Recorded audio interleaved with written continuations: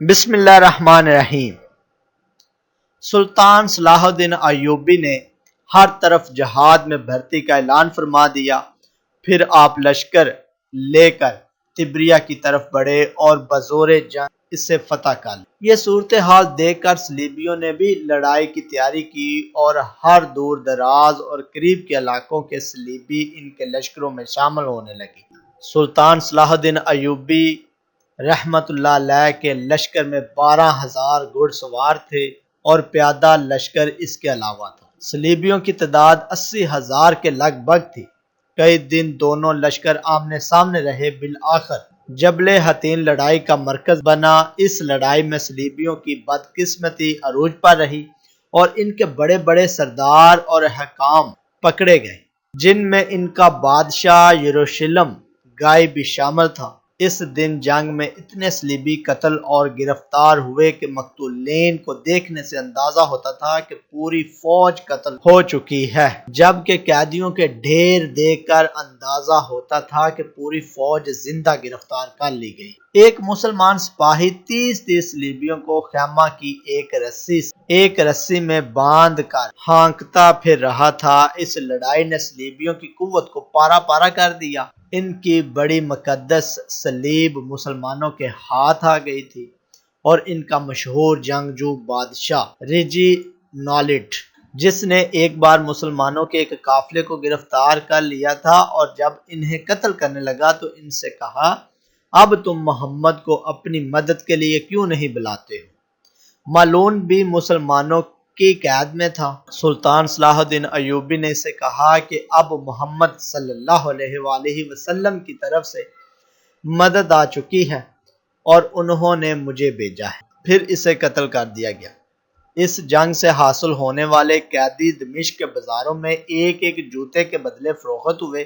جب قاضی ابن ابی اسرون دمشق میں داخل ہوئے تو عیسائیوں کی بڑی صلیب ان کے سامنے سرنگوں پڑی ہوئی تھی۔ سلطان صلاح الدین ایوبی رحمت اللہ علیہ نے اپنی یلغار کو جاری رکھا اور بہت سے علاقے فتح کیے اور رملہ وغیرہ مضافاتی علاقے فتح کرنے کے بعد سلطان نے اپنی اصل منزل مقصود بیت المقدس کا رخ۔ فلسطین کے وہ تمام علاقے جن پر سلطان نے قبضہ کر لیا تھا، وہاں کے صلیبی اور عسقلان کے شکست خوردہ لشکروں نے بھی بیت المقدس میں پناہ لے لی تھی اور 60,000 صلیبی جنگجو بیت المقدس پر اپنے قبضے کو برقرار رکھنے کے لیے جمع تھے۔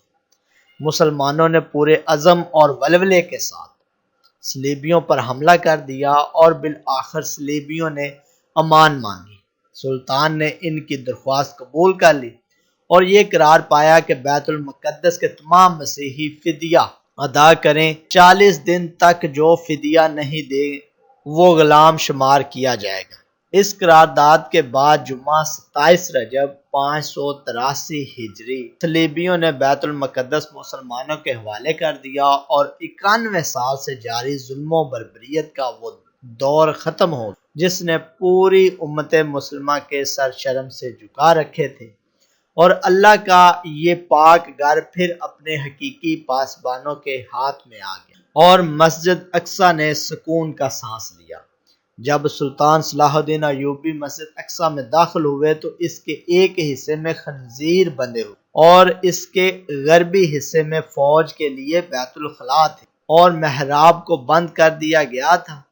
مسلمانوں نے فوراً اس کی پاکی و صفائی کا انتظام اور مسجد میں قیمتی قالین بچھا دیے گئے اور خوبصورت اور قیمتی قندیلوں سے اسے منور کیا گیا۔ شعبان کے پہلے جمعے میں 91 سال بعد مسجد اقصی سے دوبارہ اذان گونجی اور اس کے منبر سے خطبہ دیا گیا اور سلطان نے اظہار تشکر کے لیے گنبد صغریٰ میں نماز ادا فرمائی، کیونکہ حضرت عمر رضی اللہ تعالیٰ عنہ کے بعد اللہ تعالیٰ نے انہیں بیت المقدس کی فتح کا اعزاز بخشا تھا۔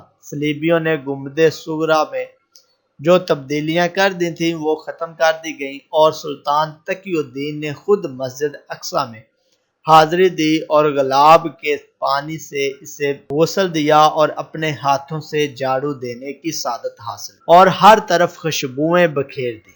آج جب کہ 50 سال ہونے کو ہیں اور مسجد اقصی یہودیوں کے ناجائز قبضے میں ہے، ہم ان واقعات کو مسجد اقصی کی فتح کے واقعے پر ختم کر رہے ہیں تاکہ اس باب کو پڑھنے والا ہر شخص غزوہ بدر سے لے کر مسجد اقصی کی دوبارہ فتح تک کی تاریخ کو بار بار پڑھے اور اپنے دل میں اس نیت اور عزم کو پختہ کرے جو نیت اور عزم سلطان صلاح الدین ایوبی نے اپنے دل میں پختہ کیا تھا، اور بالآخر وہ مسجد اقصی کو خنزیروں سے پاک کرنے میں کامیاب ہو گئے تھے۔ بات صرف عزم کی ہے، بات صرف سچی نیت کی ہے، پھر یہ عزم اور نیت انسان کو گھر نہیں بیٹھنے دیتے اور منزل پر پہنچے بغیر چین نہیں کرنے دیتے۔ سلطان صلاح الدین ایوبی رحمۃ اللہ علیہ بھی ہماری طرح ایک انسان تھے، لیکن ان کے دل میں یہ بے چینی تھی کہ مسجد اقصی کافروں کے قبضے میں کیوں ہے۔ ان کے دل میں یہ خلش تھی کہ اگر ہم اپنے مقدس مقامات کی حفاظت بھی نہیں کر سکتے تو پھر زندہ رہنے کا کیا فائدہ ہے۔ اس زمانے میں بھی مسلمان انتشار کا شکار تھے، اس زمانے میں بھی مسلمانوں کی بڑی تعداد جہاد سے غافل ہو کر عیش پرستی میں پڑ چکی تھی۔ اس زمانے میں بھی سفید چہرے والا کالا یورپ اسلام کو مٹانے کے لیے اور اس کے سینے میں صلیب گھونپنے کے لیے متحد ہو چکا تھا، مگر سلطان صلاح الدین ایوبی رحمۃ اللہ علیہ نے اپنے اوپر آرام کو حرام کر لیا اور گھوڑے کی پشت کو اپنا تخت اور رات کے وقت مسلح کو اپنا بستر بنایا۔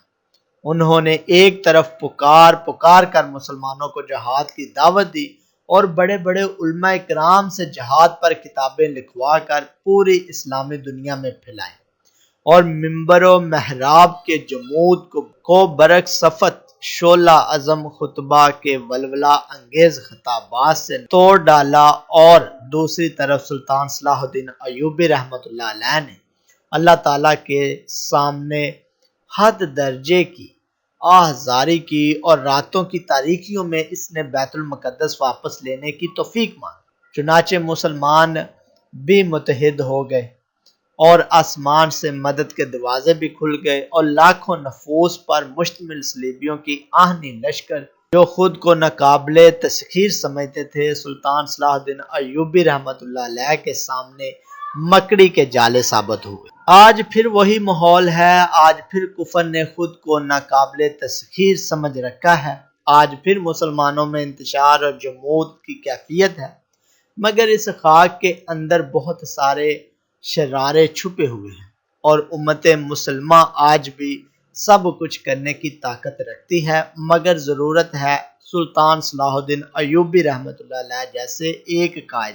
جو خود عمل کا پیکر ہو، جو خود بے چینی اور خلش میں مبتلا ہو، جس کی عزم میں آہن کی سختی اور جس کی نیت میں حوض کوثر کی پاکیزگی ہو، جو درد سے بولتا ہو اور اپنا درد بانٹنے کی طاقت رکھتا ہو، جس کا دل امت کی حالت دیکھ کر زخمی ہو مگر وہ ان زخموں کو کافروں کی طرف منتقل کرنے کا عزم رکھتا ہو اور فکر سے محبت کرتا ہو۔ آج افغانستان کی طرف سے ایک خوبصورت جھلک تو نظر آئی، کیا معلوم یہی وہ بدر منیر ہو جو امت مسلمہ کی تاریخ رات کو روشن کر سکے۔ لیکن اچھا قائد اچھے لوگوں کو ہی ملتا ہے، اور ماہر کسان اچھی زمین ہی سے فصل نکال سکتا ہے۔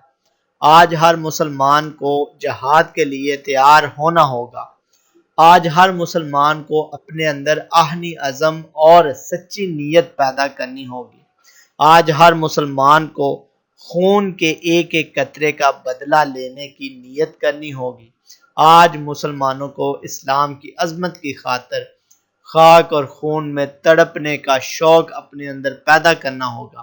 تب انشاءاللہ تعالی خود انہی مسلمانوں میں سے کوئی سلطان صلاح الدین ایوبی رحمۃ اللہ علیہ بھی پیدا ہو جائے گا، اور کسی ماں کا بیٹا نور الدین زنگی رحمۃ اللہ علیہ جیسا بھی کہلائے گا انشاءاللہ۔